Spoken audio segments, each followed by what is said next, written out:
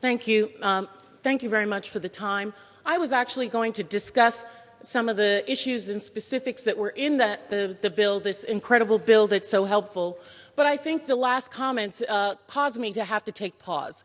First of all, I don't know why we have to single out African Americans in South Carolina as if they're in more need than anybody else for funding or for underfunding, that they're more affected by disasters.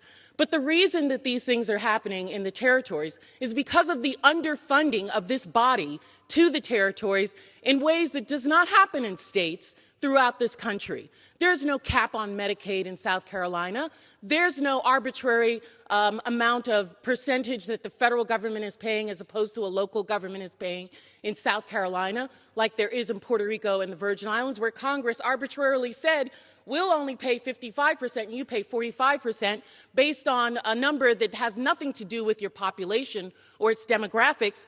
There was no cap on highway and us being removed from federal formulas that the rest of the states removed for. So when we have a disaster, yes, we need more money because we have underfunding and our infrastructure is a lot more fragile than the rest of this country because this body hasn't done its job. You talk about taxes. Why doesn't the Virgin Islands pay taxes in the same way?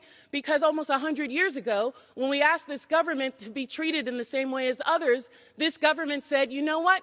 We'll let you keep your federal taxes, and then we won't have to give you the same amounts of money that the rest of you are. When, in fact, at that time, maybe 100 people were met the criteria of income to pay federal taxes. So it's a sham, and it's an okey-doke that this country did to the rest of us. And then you want to hold us to the same standards and make sure that we're not supposed to give money in the same way. It's just ridiculous.